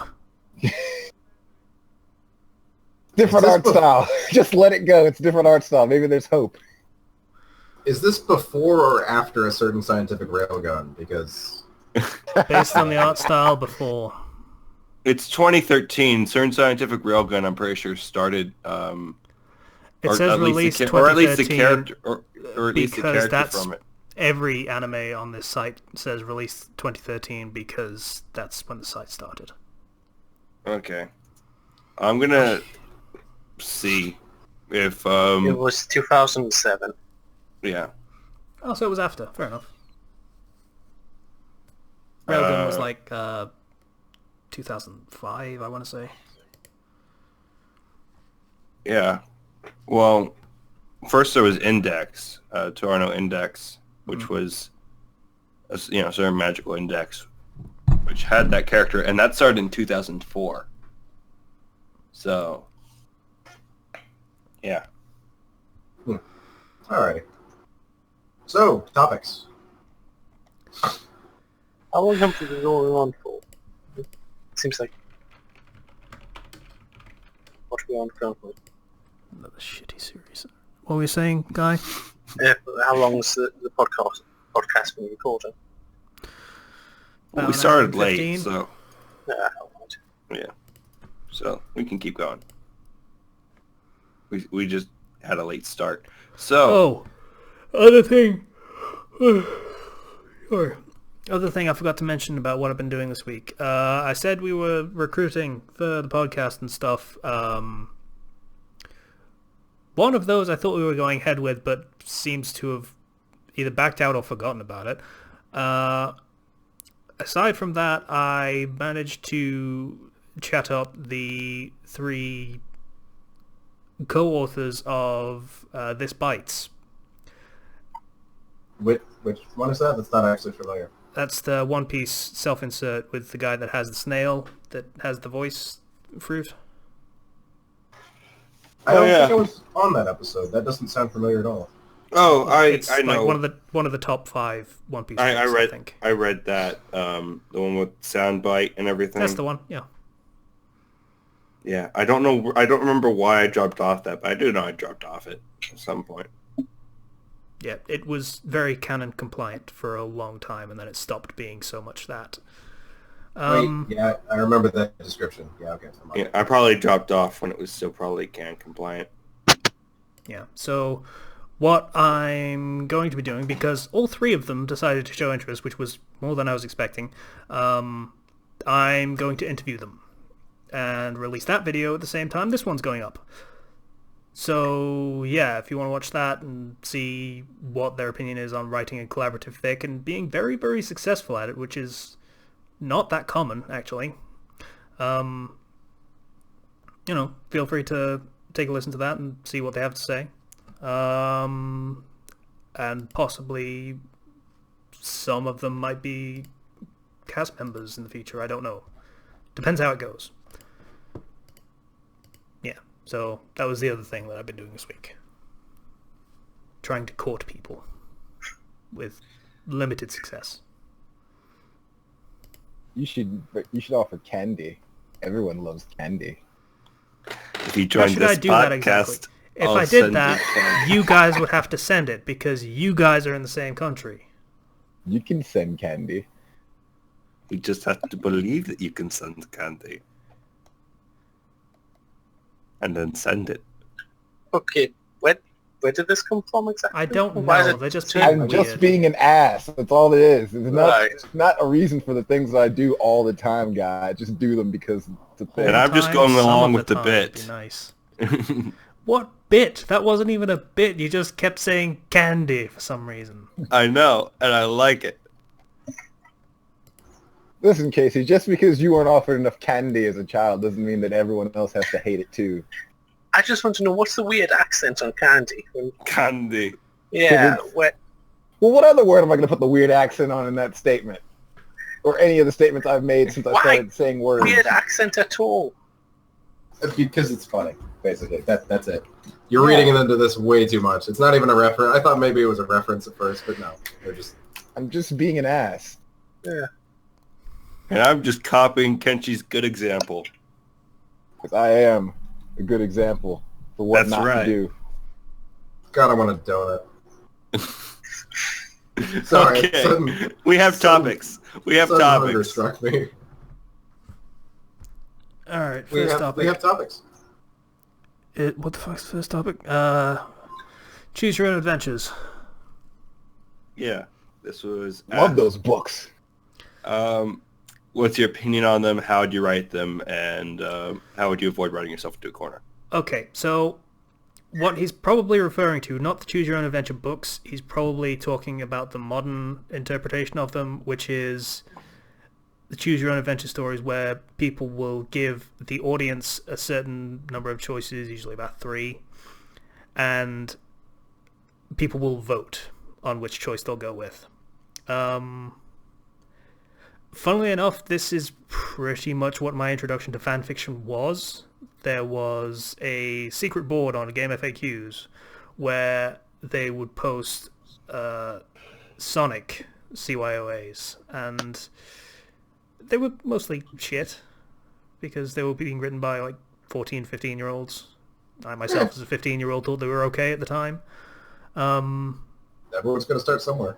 Yeah, so this was my introduction to fanfiction in general, was terrible choose-your-own-adventure stories written about a terrible fandom by people that were not particularly good writers, Yeah. as far as storytelling is concerned, at least. The grammar was fine, so Well, that's good. small mercies. Yeah, so how should you approach writing a choose-your-own-adventure story? All you people who have never written choose-your-own-adventure stories? I like choose your own adventure stories. I've read a few. Most of them have been, like Kenshi mentioned. I love those books. Yeah, they're fucking great. Yeah, it's a fun time. But one of the things, if you're going to do that in fan fiction, how I would go about it was, you see, I would try to have maybe a few branching paths already in mind, and then have those main paths kind of planned out in my mind a little bit more.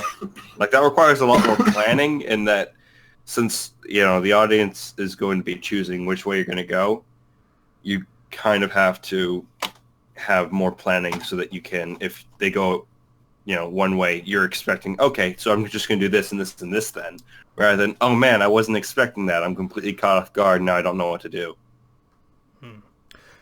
My opinion on them is they are a lot more effort for not much reward. Yeah, I'm not a fan. Yeah. It's... I'm Best thing sure I can say, if you're putting the audience in charge, most of the time the audience is going to be silly. I'm sure it's a fun experience to be a part of. Just like it's fun to read those books, but To write one must be a nightmare. Oh, Yeah. yeah. You're essentially writing 3 or 4 different books. I mean... every more. time you have a branching path, you have to make sure you have a plan for that branch. I That's can't really really- see the point in them, to be honest. Because even at the best, you're probably going to get, I don't know, a dozen or something interested for readers, and you're basically just writing it for them. Yeah, it's a community experience. Yeah. You do it with a few people. You have a lot of, so that's supposed to be, I guess, the draw to it. Well, here's part of the appeal as well. If you're a writer and you just want to write, then you just kind of fly by the seat of your pants and let the audience write the story, essentially, and then you physically write it down. Or at least pick where the story's going to go. So Yeah, like if you don't have any strong feelings one way or the other and you just play. There's really no way around writing yourself in a corner. It's eventually going to happen. You just have to learn how to write yourself out of it. If that's the way you're going to write it, though. I mean, if the audience has complete control and you haven't actually planned anything out, you're just like randomly throwing out choices.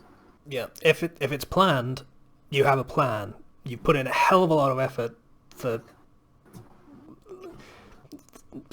I would question why, but you put in a hell of a lot of effort, but your story is not going to go off the rails and go completely insane for no reason, because you know where it's going to go, no matter where the audience wants it to go. If you don't plan ahead, things are going to get weird real fast. But accepting that, you're just letting the audience steer slightly, but you're still going to tell the story the way that you're going to end up telling the story anyway.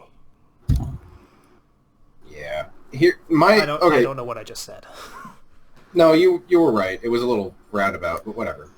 Here's my experience with Choose Your Own Adventure stories. Pure smut, and the choices were which girl and which hole. So I choose her and I choose the ear. yeah. So one thing that does teach me about Choose Your Own Adventure stories is that if you're going to have choices, try to make them either very minimal, so it doesn't actually change a lot, but it does change enough the audience feels like they're making a difference, or just fly by the seat of your pants. So, I mean, that's easy for stories with chicks or pairings in general, because that's what you'll get 90% of your reviews about anyway. Yeah, pretty much. God yeah. knows. Fucking Christ. But yeah, if you're just starting out doing those, definitely keep the choices small. If you really want a challenge, then yeah, definitely go for something that's just, there's no planning, you're just throwing things out there. Yeah. Also, to help yourself out, don't leave a fucking poll every chapter. Like, Yeah, space it out. no. Yeah. One thing about Choose Your Adventure stories that I do know for certain, well, not for, it doesn't have to apply to your story necessarily if you're doing it in a fan fiction sense, but most stories of that variety are told in second person rather than first or third, which is the you are, you do this, you do that, which kind of gives more... it gives more a feeling of agency. Yeah, and that's they're what I was choosing where the story's going to go, and that's because they're choosing the protagonist's actions. And giving them the perspective of them being the protagonist makes them feel more involved in the story than they already would. Yeah, It gives them more feeling of agency. So don't try to I'd end say up with a definitely... complicated story or anything like that at all, really. It's got to be a simple story. Yeah, don't write an epic narrative and try to do it with a Choose Your Own Adventure, because then you have too many moving pieces and, butterfly effect happens. That's actually a great practice in both writing second person, which is not one people use very often, and writing a narrative that's limited to what the character knows. That's a good point. Because if you're going to keep yourself limited like that, you definitely want to focus on the smaller world, so you focus on what the character knows themselves, and you don't allow anything else in until it actually happens. I mean, I'd argue the second-person perspective thing is kind of a moot point. This is pretty much the only reason you're ever going to write second-person perspective, unless you're writing an instruction manual. Pretty much, yeah. I mean, I've seen some short stories that do second person, but are really good about keeping it in a way hidden, because anytime it's referring to a you, that's like in narration and that's referring to some external person, that's or internal person in the story, and it's told in the that's in the story doesn't appear or anything like that, that tends to be second person. Like, the whole meaning of second person is not just it's all you. You can have a narrator and still have it be second person. So because I've seen short stories that do that. But it's, if you want to have any practice with second person at all, definitely choose your own adventure.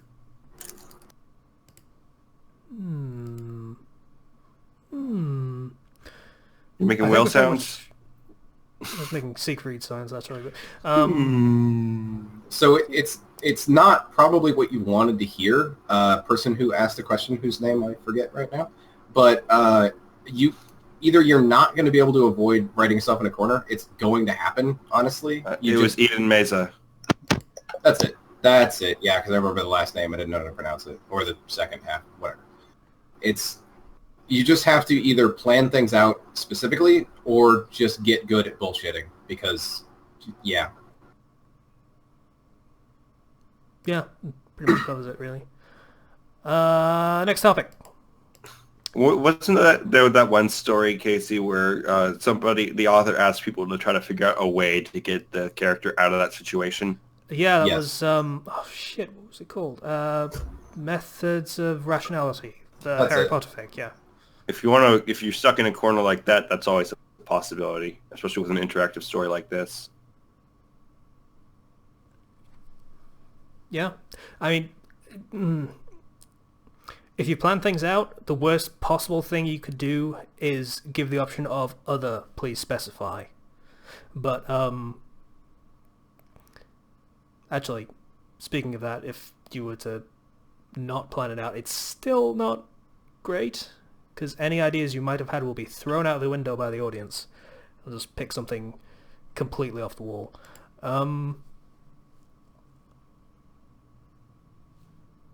gone very quiet all of a sudden. Well, let's move.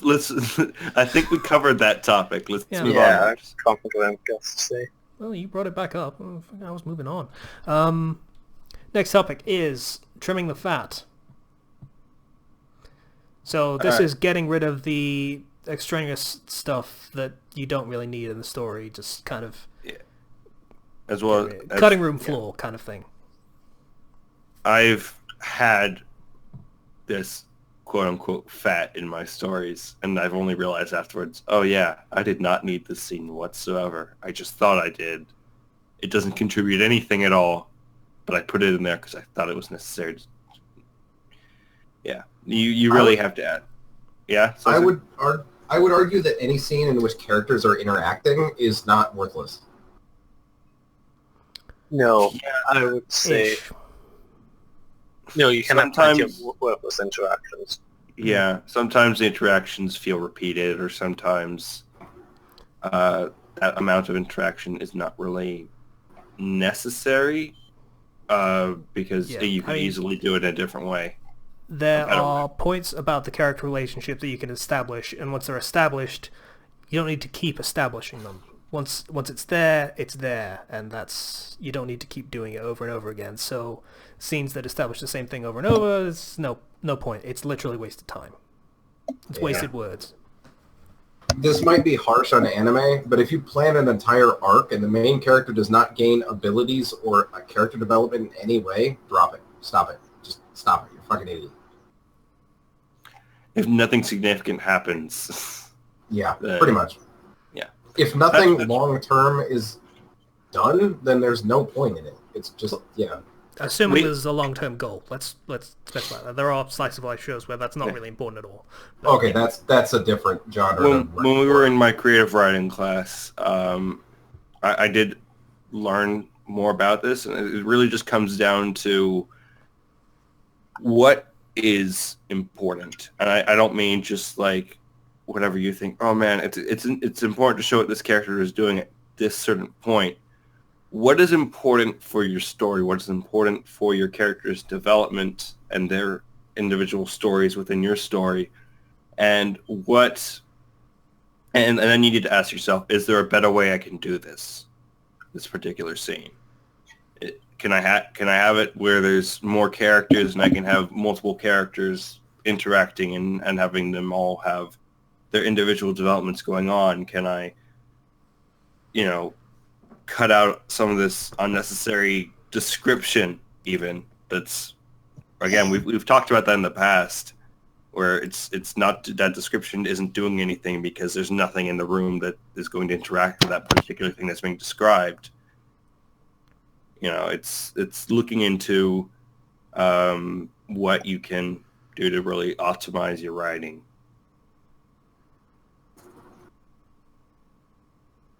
Yeah, I would say the biggest thing is to keep focus on what type of story you want to write. Yeah. Actually have a goal in mind with it. No, not just with the story, with every arc in the story, if that's how you want to play. Just keep on thinking, what am I doing here and how does this contribute to it? Otherwise you can get a lot of that very quickly. It's things like reactions to scenes and stuff like that. That's a lot of that is fat. If you just, particularly in fan fiction, if you're just showing people react to somebody getting a power up or something happening, then that's a lot of fat. It's better to have just a tight story that's about this, and you can say, okay, this is about this, rather than a story that's more just spread out and kind of like just kind of a liquid spreading across the floor that really doesn't go anywhere in a way. All right. I mean, I once read a Naruto story, tuning exams, preliminaries. They went through, a fight was happening, one of the rounds, and after such and such a thing would happen, they would go to the peanut gallery, which was every other character, and go through each of their opinions on what's going on individually, one by one. There were around 20 characters in that scene. Ouch. You see, what you would They do did with that several times in the chapter. How long were these chapters? Gotta get that word Too count long! up. Gotta get that word count up. Get that word count in. It's actually a really hard thing to do when you really focus on it. I'm probably guilty of it quite a few times as well. Just keep a focus on your story specifically. And yeah, it's hard. It's a matter of like understanding pacing. Like stuff like what Casey just described will ground whatever you're doing to a halt. Like if it feels like it's just stopping flow, if it feels like it's stopping the pace that you had with your story. If I was in that position of the writer that Casey mentioned, I'd try to focus on the person who reacted the strongest, maybe one or two people, give their thoughts, move on. Give their thoughts, make it a conversation so you can still get multiple perspectives, kind of, but you don't have to bother with everyone. And it still keeps it interesting because there's an interaction there between multiple characters. Yeah. So it establishes relationships at the same time. That way it's not wasted. You get the exposition of what they're thinking, but you also establish a character relationship between some supporting characters. Like think of the regular tuning exams when you'd have one or two people who would talk to each other, and maybe those characters didn't normally talk to each other, and then you'd move on. I think it's a problem in fan fiction because it's people like characters. They know all of the characters in the setting. They want to bring in all of the characters into their setting, and then because they brought them in, they feel like they've got to give attention to them, even though it's not doing anything for you. So it's because you've done something, you feel like you've got to add more fat to it because it's already been done. Sort of thing. They're called supporting characters for a reason. Who's your main cast? Focus on them, give supporting characters supporting roles. Don't... Just because a character is in the scene does not mean it needs to contribute to the scene. Trust me, I've been in scenes before, and I've not contributed anything. Yeah, there's a reason why. Yeah, it's called the Fandom Flux Podcast. Yeah. That's right. That was my joke. Everyone jumped on that joke immediately. It was like a joke attracting thing. I don't fucking Wow. You He's jumped on the sleepy, bait okay? that I lured. If you can't make it, don't even go for it. Damn. I thought you said you weren't tired. I'd never said that. I just said we You need did energy. say that. That was me, actually. Yeah, Slicer was the one that was bragging about his not tiredness. I'm sleepy as fuck. I got 4 hours of sleep and I've been awake all day. Well, You're you know unemployed. What do you have to do? Get constipated, apparently. That was Oh, you ouch. asked. So, That sounds fun. yeah, it wasn't. Somebody I ate asked. some Polish sausages. It was not great. Also, on the note of trimming the fat, somebody asked if there were any stories out right now that you feel could be improved by trimming the fat. And Oh, they gave absolutely. An example of the Harry Potter movies, with the first Deadly Hallows movie. That's Hey, you know what? actually a tricky one. I feel like they cut out a lot of stuff from that. I don't think they could have cut any more without ruining the story. There's this fun little thing called the Phantom Edit, which is Star Wars episodes 1 through 3 all turned into a 2-hour movie. That's a great example of cutting the fat. I wanted to see that, and I tried, but then I remembered I don't like Star Wars. So, Yeah, but it's supposed to actually be good. yeah, I know, I tried, but even quality Star Wars is still Star Wars. Meh. Yeah. Batman versus Superman. That Yeah. had a lot of fat that could have been cut out. You know what? Apparently, that movie makes more sense when you watch the 3-hour cut. But Ironically. yeah, they had too many subplots in that. Yeah. The 3-hour cut has 2 more Wonder Woman cameos. I mean, She walks on set, says hello, and then walks off set. It's great. oh. The Hobbit. That could have been one movie, don't you think? I don't know. Didn't read the books. It couldn't have... Yeah, it never needed to be as big as it did. Sorry, at all. book. From what I've heard, the third movie is about a couple of paragraphs in the book. Wow. Yeah, probably. So how about that for the fat? Is it at least like exposition paragraphs where a lot of stuff happens, but they don't really go into it? Yeah, I think so. Technically Okay. speaking, it was The Hobbit and a bunch of stuff from, I think it was the Silmarillion. Yeah, side story stuff. Yeah, so They had to make it technically it wasn't just the one book and it wasn't just a couple of paragraphs, it was a bunch of other stuff that also happened. It still never needed to be a trilogy at all. Yeah. What happened in the third movie? I don't know. Didn't There was say just one fight. That was it. That was basically it. There was some dwarf angst, then he got over it, then there was one fight. Okay. I just want to clarify for everyone, every time I've talked about The Hobbit for the entirety of this podcast has been talking out of my arse. Just wanted to let everyone know that. Okay. I got into a severe argument, I think it was with Ethan way back in the day about it. It was great. Fun times. What else could be improved by just cutting the fat in terms of just anime or manga? For shonen, specifically what I said before, if they don't gain an ability or long-term character development, don't even bother. Just stop it. At that point, it's worthless filler. And unless you get good characters out of it that are going to stick around, again, don't bother.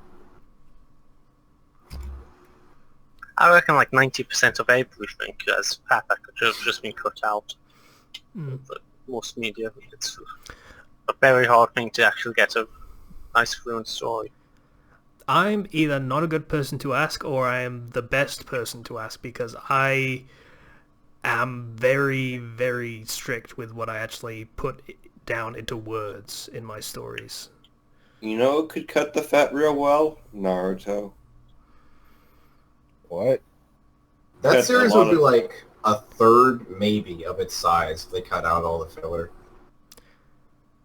Even the filler that wasn't called filler. Hey, cut out that Kaguya chick, please. Yeah, that would be fine. I'd be okay with that. Technically speaking, not filler. I'm trying to think what actually technically was filler. I mean, terrible as it was, a lot of it was establishing character development and power-ups and such things, which both are very important for shonen shows. It was terrible, but it all had a purpose. I don't really know that Naruto's character developed at all after Sasuke left and before Shippuden. He just kind of changed over the time skip. We didn't see most of it. I'm confused. You said after... He's talking about the anime. Yeah, the anime. Anime- After anime Sasuke had, like- leaves and goes to the Sound Village, there's like 100 episodes before Shippuden Yeah, starts. that's called filler. That doesn't count as anything. It literally doesn't count as anything. You just said that some of that has... I was talking about the actual canon stuff. Oh, okay. Never mind then. Yeah. All of that, as far as I'm aware, actually had a purpose, whether for character or for, power-ups and fights and such. I think maybe Danzo could have been cut out without too much trouble. Maybe. You could have cut the entire Fullbring arc out of Bleach. Oh, absolutely. Yeah. That was Yeah. entirely pointless. 100%. You could I mean, have that was just had Rukia appear and give him the powers, and then there you go, you're good. Yeah, that scene on the technically rooftop, speaking- but without all the other everyone around. Technically speaking, the Fullbring thing explained Orihime and Chad's powers, but it was exposition no one asked for or wanted. So, It was an pretty much. entire arc for just that explanation, yeah, pretty much. when you could have given it, and you could have one Fullbringer character appear, and then have them explain it, and then that would solve it all. Or not. Just Did don't Kubo, explain it. did Kubo always want the fucking Quincy thing to be the end of the series, or was he... Because I want to believe he was shoehorned into keeping it going for that money. For that Shoehorned job. or realized, hey, I have house payments to make. You know, Yeah. Bleach. I heard Bleach was getting canceled. Well, yeah, the latest chapter was the second last one, apparently. Yeah. Just read that one I today. think I don't care that I don't have any context. I think I'm just going to read the last 5 chapters just so I know how it ends. I did read a chapter, I think it must have been 6 chapters ago at this point, but because someone brought it up in a story I was reading and how Kubo was the ultimate troll. So I looked up the chapter and it was, I'm gonna release my Bankai now, my new super awesome Zanpakuto, says Ichigo. And he does. And then it's immediately broken. Immediately. Yeah, that happened. Broken in what sense? As in, And there's the blade breaks in half. There's a Oh. guy with the power to change the future or something. Or the He's past. basically So God. he went into the past Yeah. and broke the sword before he even released it. Oh. Wow. Okay. It was pretty I awesome. might need to gotta watch... admit. I might need to read the last 20. That sounds great. Yeah. It's not really, to be honest. Not really, but it was Oh, yeah, it was then the hilarious in a meta-narrative context. Because, yeah, that's ultimate trolling. It's great. Not that anyone And actually then the cares what is Fulbrings on came October. back actually then. Did they? Yeah. Joy. What? You two talked over each other. I didn't actually hear Guy. The What? Fullbringers came back on it in that one shortly afterwards. Oh, great. Apparently Kenpachi Tsuraki had a Bankai or something. I don't know. Mm-hmm. You did. Oh, yeah. That was actually established before, what's we his were name? still doing manga reflux when Yeah, that He had happened the when- giant axe or some shit, didn't he? No, that was the Shikai fully released. Oh. Then he got a bonus Bankai on top of that. I think his character arc was he was holding back literally the entire series. So Yeah, pretty much. Yeah. I mean, yeah. Oh, And oh, to be fair, it his wasn't His terrible. Bankai turns him into an Oni. He gets red skin and black markings across his face and horns. That's so Ichigo then, And, basically. and his axe, his sword axe thing looks more like a cleaver. that's actually really fucking lame. Isn't that the most generic demon in all of Japanese mythology? To be Yeah, fair, basically. Kenpachi was never the most in-depth character. He was the guy who likes yeah. to slice people. But it's like he went from a gigantic axe thing to now I'm a demon guy with the cleaver. I mean, Okay, of all people, I would have thought Kenpachi would have been perfect if, for his Bankai, he actually ends up looking like the Shinigami. As in, the Grim Reaper. And has a You're- scythe. yeah, but we've already been through that kind of. Have we? Paragon. Sorry. Well, that was... I guess. Yeah, Yeah. yeah. That's, Sorry, what was that? Did you say there? Barragan. One of your own car. Number 2. Right, yeah, him. The time one. Or age, decay, time, Doom, I guess. Doom touch, death touch. Yeah. Death poke. Yeah. Okay. I I think. miss Mr. Love. Yeah. Yeah. Sorry, I said his name. Mr. Love. Yeah. I want a character that's very short-lived, that seems incredibly overpowered, and they're like they say they're holding back the whole time, and then they die before they can release their limiters. Actually, no, there was a character like that, and which is... And to be fair, DBZ, Raccoon was like, "This is my ultimate attack." Yeah, but that doesn't count. He got like 4 straight fights of just whooping everyone's ass. He was gonna do his ultimate attack, and then he got just beat like instantly. It's great. I mean, that's an ultimate attack. I mean, somebody kills Goku before he can even go Super Saiyan. Or Super Saiyan 4, or rather, in that part of the story, or whatever. Super Saiyan 4 does not exist. It's Super Saiyan God, Super Saiyan now. I don't give a single shit. I don't care anymore. It's stupid. It's DBZ. Then again, that's kind of the appeal. But my point is, like, if you have an Ascension fighter like that, where they go into higher level forms, I want somebody to just murder them in their base form. But that wouldn't be interesting for the plot or something, so it's never going to happen. Okay, we had another topic, but it's probably just going to go back into the spares list. Which one was it?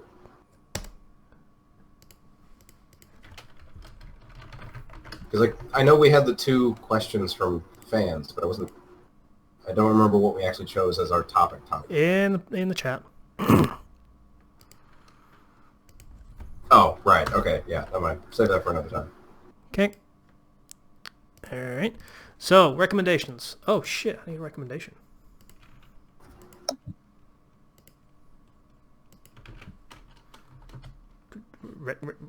Recommendations? I assumed you had one. I was waiting for I you do. to I'm go. looking for a recommendation. Hence me saying, oh shit, I need a recommendation.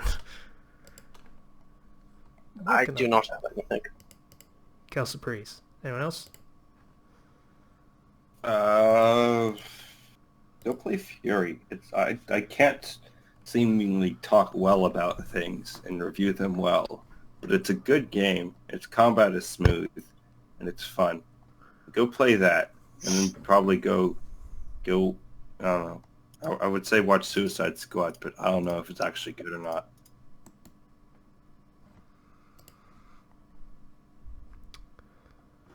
I had a Sword Art Online recommendation, and then the story got shit. So there's the TFS guys, that's Team 4-Star, have a series called Yes, Yes, Love, Adventure, Go. You should totally... The Panzer models?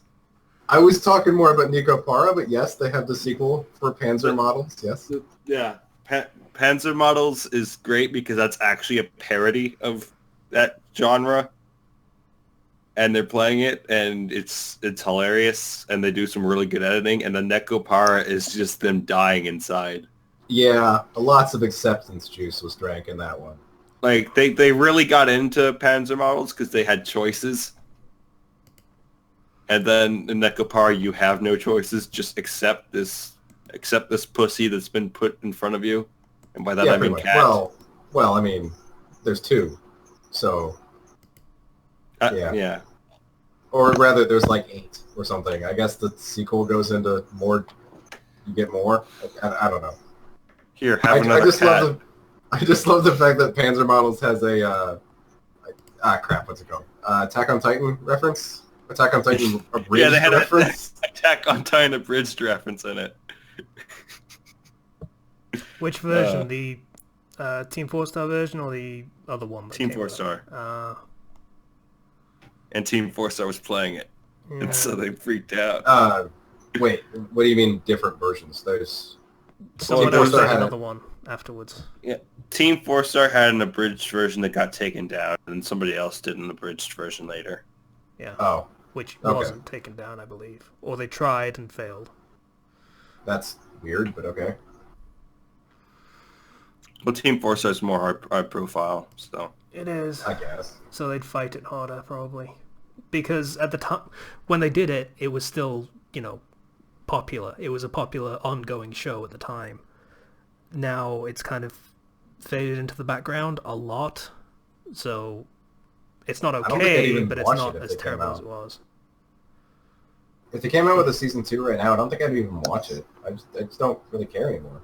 Not really, but that's kind of why they're okay with the abridged series now. Yeah.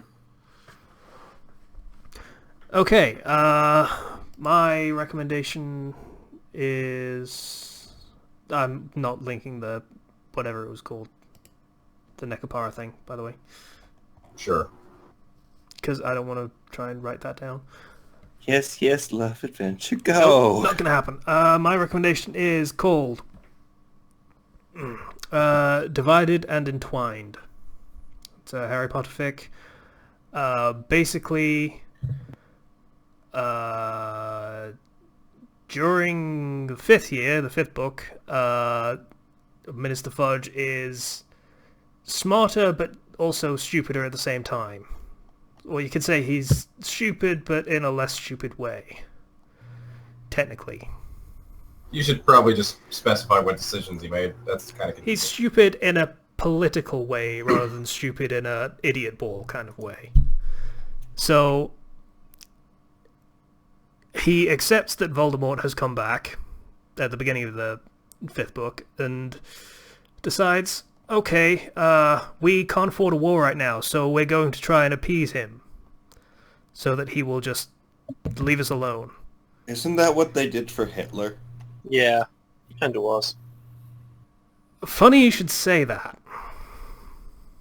Oh. The This is rest- going to get dark, isn't it? The rest of the story is more or less the entire Muggle-born population trying to avoid becoming the German Jews. Huh. How does he appease him? What decision does he make? They pass laws so that Muggle-borns cannot take the qualifying exams unless they also pass a Wizarding Culture exam that is overseen by, guess who? Dolores Umbridge, of course. They are not allowed to have any position within the government. And they are pretty heavily, let's say, regulated in terms of businesses. So employing them at all is looked down upon. Them owning shops is looked down upon, and eventually there's graffiti in the walls of Diagon Alley where they're saying don't buy from mudbloods, which is specifically called out as, hey, this is a thing that happened in World War II. Yeah. Hey, this is a thing. What? Your mic cut out. Hey, this is a thing that happened in World War II. Oh. Or rather, yeah. in the 30s, technically. Yeah. So there's a lot of that, but it actually does a good job of portraying all of the characters in interesting ways. So Hermione ends up becoming a sort of revolutionary leader figure, because obviously there are other characters that are on side with her in a sense, but are a lot more gung-ho about it than she is, and willing to kill and murder and slaughter people that are trying to ostracize them. Dumbledore wants to help but can't help, and also doesn't want to help because he has his whole thing against wanting to kill.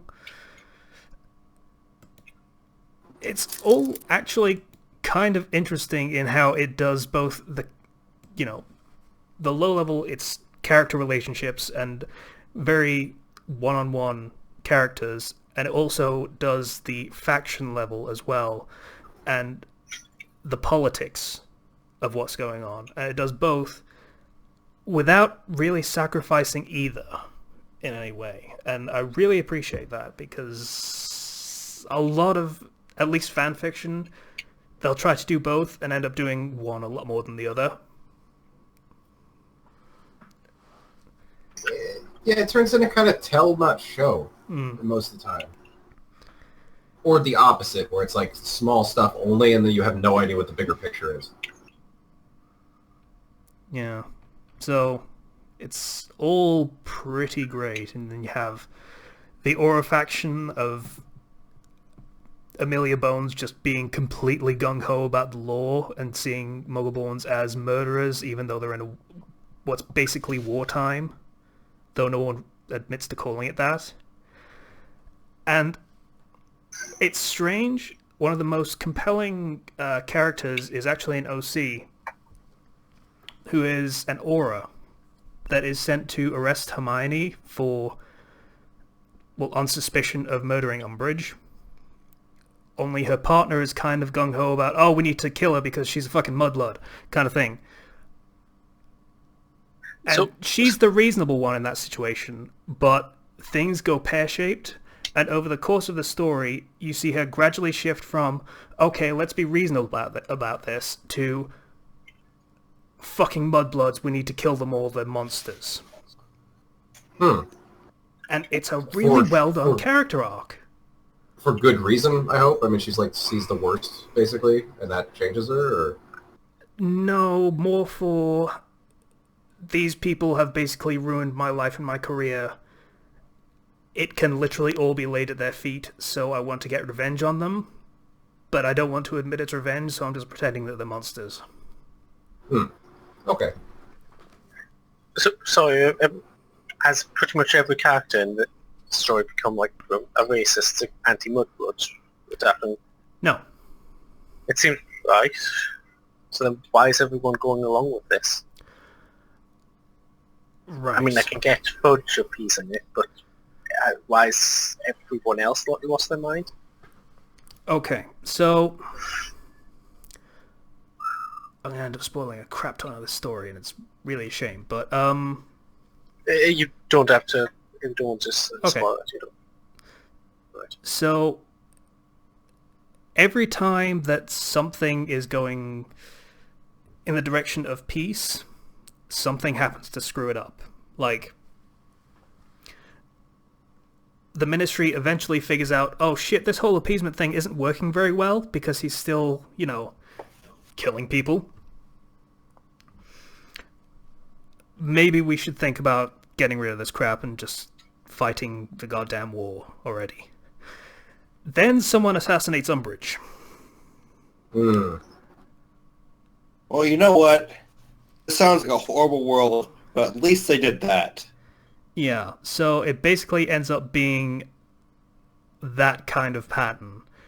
Oh, we can actually move more towards peace now because, we found out who the true enemy is, and then someone lights the spark all over again. It doesn't take much, honestly, in a situation like that.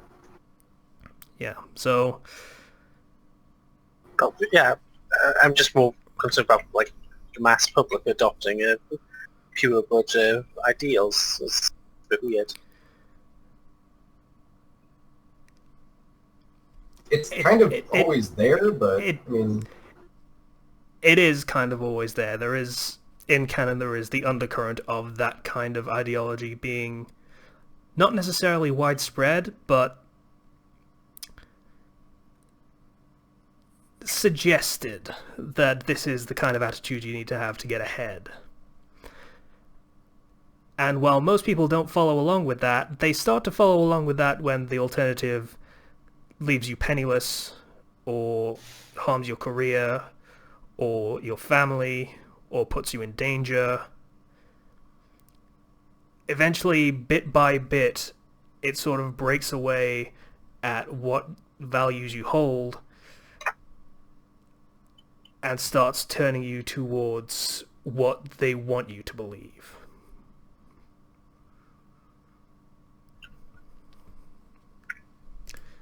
It's hard to put into words because it was a few weeks ago that I read it, but yeah. So, not everyone believes it. Some people do not go along with it and try and fight against it. There are very... Okay, I mentioned the spark thing. That, something will happen to make things worse. There is an event in the story that makes things a lot worse, and the arguments of the Muggleborns being monsters are not entirely without merit. As I say, every single time things move towards peace, someone decides to kick over the hornet's nest. Yeah. What? Was that for what he said, or something you're doing? What? I don't know what you're referring to.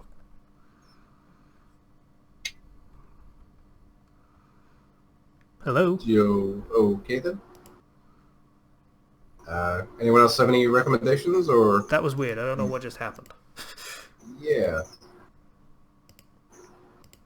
Well, I'm done. Yeah. He might have... Oh, okay, there he is. I was going to say he might have got a sudden call or something. I don't know. Sorry? You just said what, and then you didn't elaborate on what you were talking about.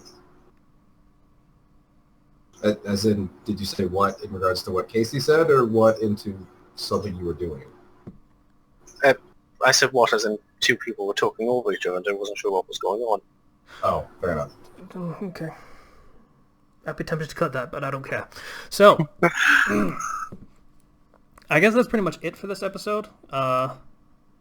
Yes, that's my recommendation, is Divided and Entwined. It's very interesting.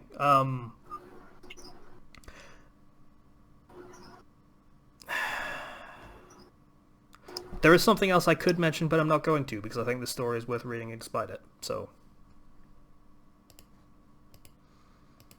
it's something. Find out, I guess. It's something that would turn people away, but I don't care. It's worth reading. So, fuck it. I'll probably have a look at it. Yeah. So, I'd like to thank everybody for listening to the Fandom Flux Podcast episode 140. Was there anything else we needed to talk about? Don't think so. It's the first of the month, I guess? So you can pick Patreon it, hasn't gone through yet. Oh, fair enough. Okay, then. Never mind. Okay, if you want to get in contact with us, you can do so through the YouTube channel, through the comments. Please do it on Patreon if you feel so inclined. Once again, I'd like to thank everybody for listening to Fandom Flux Podcast episode 140. Bye now. Bye. Bye. Bye. See you guys.